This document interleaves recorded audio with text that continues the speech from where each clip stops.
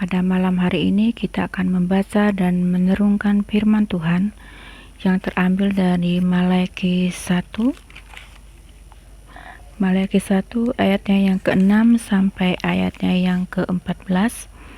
Namun sebelum kita membaca dan merenungkannya, mari kita satu di dalam doa. Kita berdoa.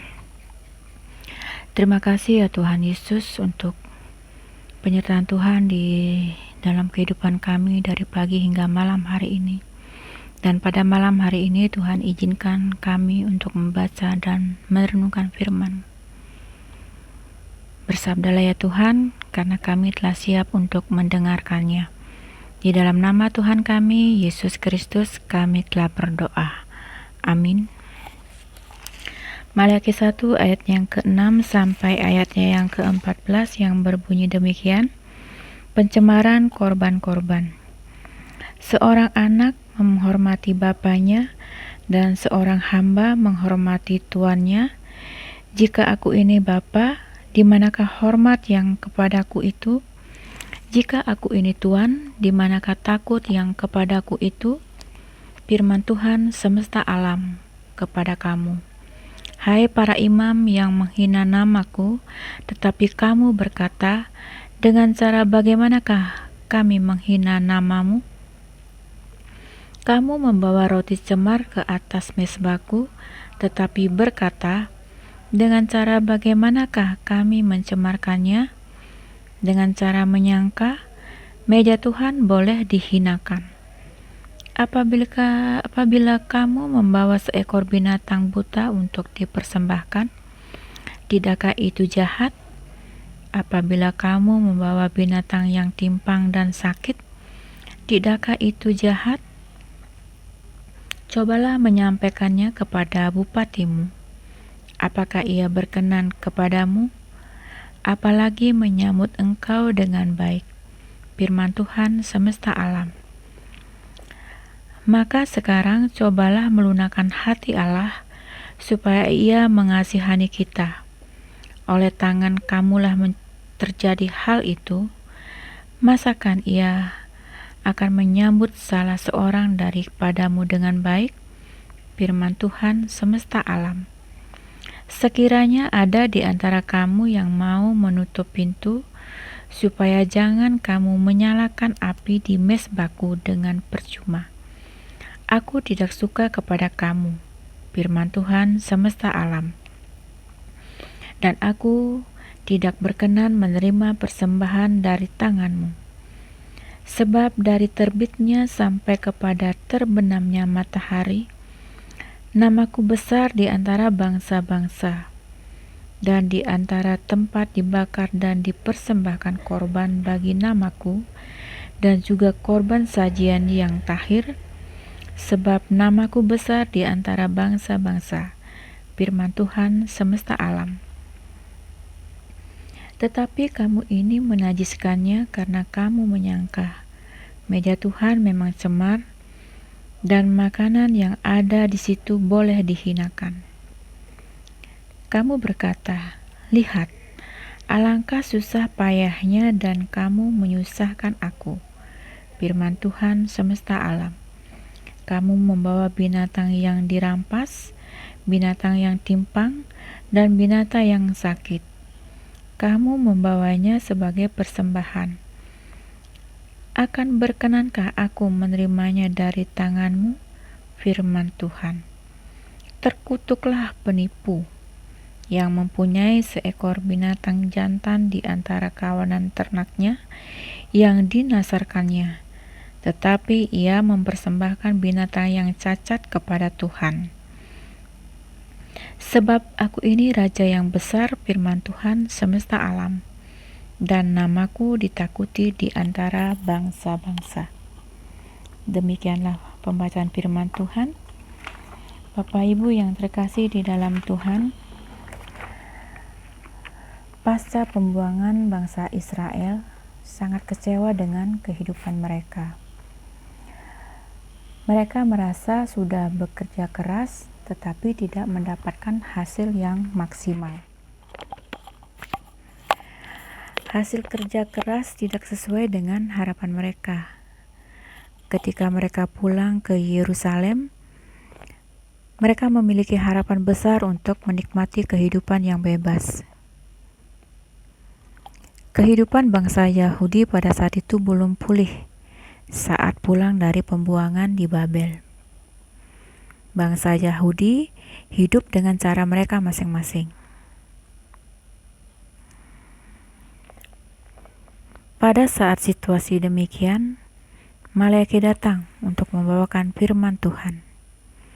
Maleaki adalah seorang nabi yang bekerja di Yerusalem. Maleaki bekerja sebelum Nabi Nehemia dan Ezra. Pada saat itu ada kekosongan kepemimpinan di Yerusalem. Bapak Ibu yang terkasih di dalam Tuhan, tema bacaan kita pada malam hari ini adalah hormati selayaknya. Dan bacaan kita pada malam hari ini di situ bagaimana kemarahan Tuhan terhadap para imam. Padahal kita tahu Tuhan sangat mengasihi bangsa Israel lebih dari Edom.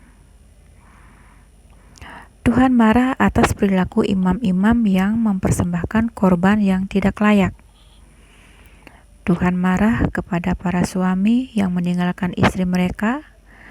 Para suami yang melakukan kawin campur itu sesuatu yang tidak berkenan bagi Tuhan. Dan bacaan kita pada malam hari ini bagaimana berisi tentang kemarahan Tuhan atas sikap bangsa Israel. Karena Israel tidak menghormati Tuhan. Padahal kita tahu adalah bangsa Israel adalah bangsa pilihan Tuhan.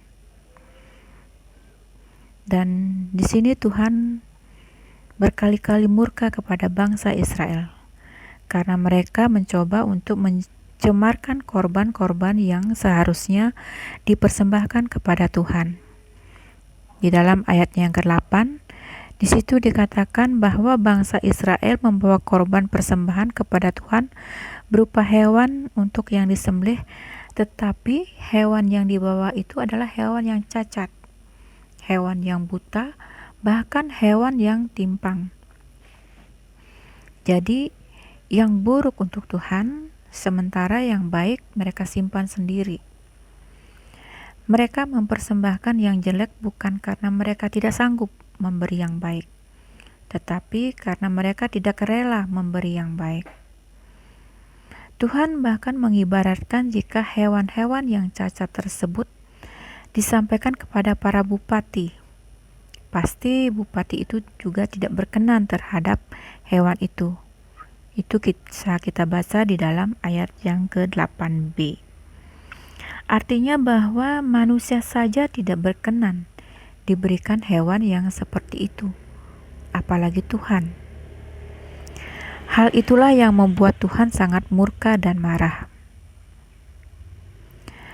Kemarahan Tuhan di sini bukan karena kuantitas hewan yang dipersembahkan kepada Tuhan, tetapi karena kualitas hewan yang dipersembahkan itu jauh di bawah apa yang Tuhan inginkan.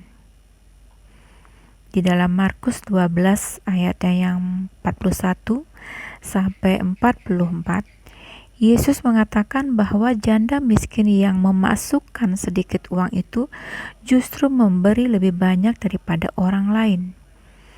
Karena janda miskin tersebut beri dari apa yang dimilikinya, bahkan dari seluruh nafkahnya. Bapak Ibu yang terkasih, persembahan bukan saja dalam hal materi, tetapi juga dalam hal waktu kita untuk Tuhan. Dan yang menjadi pertanyaan buat kita bersama, apakah kita sudah memberikan yang terbaik kepada Tuhan? Janganlah sampai Tuhan menganggap kita sebagai seorang penipu karena kita memberikan yang buruk kepada Tuhan, padahal kita mampu memberikan yang terbaik kepada Tuhan. Seperti di ayatnya yang ke-14, bagaimana kemarahan Tuhan terhadap bangsa Israel sampai di situ Tuhan mengatakan terkutuklah penipu. yang mempunyai seekor binatang jantan di antara kawasan ternaknya yang dinasarkannya. Bapak Ibu yang terkasih di dalam Tuhan, ada dua hal yang menjadi perenungan bacaan kita pada malam hari ini. Yang pertama, besarnya belas kasihan Tuhan yang mau memilih kita orang-orang berdosa. Kita semua dikasihinya dan diampuni olehnya. Pilihan Tuhan atas kita ini menjadi tanda cinta kasih Tuhan dan bukan tanda cinta kebaikan kita. Bagaimana kita bisa merasakan pada saat ini dalam kondisi situasi COVID-19 yang cukup lama yang kita rasakan saat ini, kita tetap bersyukur. Karena apa? Karena penyertaan Tuhan selalu ada buat kita. Mungkin di antara kita mengalami PHK di dalam pekerjaan, usaha kita tutup. Namun Tuhan tidak meninggalkan kita. Tuhan senantiasa memberkati kita. Tuhan selalu mencukupkan kita. Berkat-berkat Tuhan selalu ada buat kita. Apakah kita sama dengan bangsa Israel ketika kita dalam pencobaan, dalam pergumulan, kita memberikan persembahan yang tidak layak kepada Tuhan?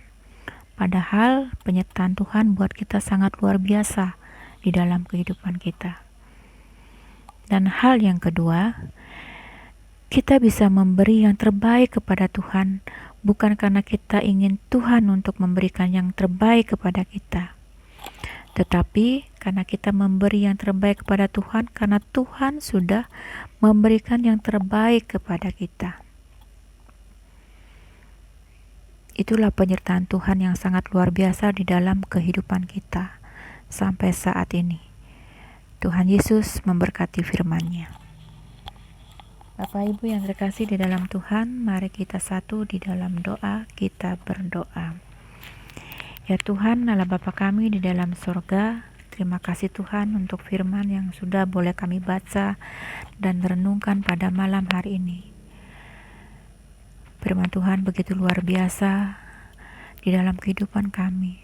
Penyertaan Tuhan sungguh sangat ajaib di dalam kehidupan kami.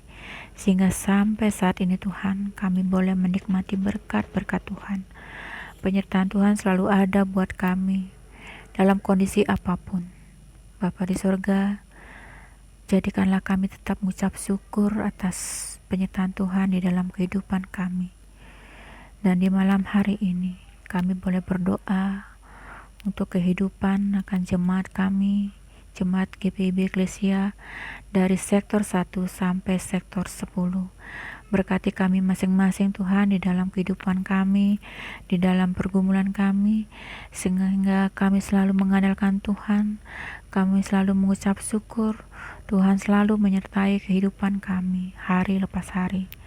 Berkati pelayanan kami di jemaat-Mu di GPIB Eklesia Tuhan, para hamba-hamba Tuhan, Bapak Pendeta Antonius Salawani, Ibu Pendeta Mince, Bapak Pendeta Yusuf, begitu juga dengan Diakan Penatua, pengurus Kenam Pelkat, komisi-komisi, panitia-panitia yang ada, siapapun Tuhan yang ikut ambil bagian di dalam pelayanan kami. Tuhan berkati, Tuhan campur tangan di dalam pelayanan kami ya Bapa, sehingga kami tetap memuliakan nama Tuhan di setiap kehidupan kami. Begitu juga Tuhan, ketika kami ada dalam pergumulan, Tuhan senantiasa menyertai kami, sehingga kami percaya Tuhan begitu luar biasa memelihara kehidupan kami, sehingga kami mampu melewatinya ya Bapa. Itu semua karena penyertaan Tuhan. Terima kasih ya Tuhan. Kami juga berdoa untuk bangsa dan negara kami, berkati para pemimpin kami Tuhan, sehingga mereka boleh memimpin bangsa dan negara kami ini dengan baik dan benar. Tuhan Yesus, kami serahkan seluruh kehidupan kami masing-masing hanya ke dalam tangan kuasa-Mu. Di dalam nama Tuhan kami, Yesus Kristus, kami telah berdoa. Amin. Bapak Ibu, terima kasih. Selamat malam.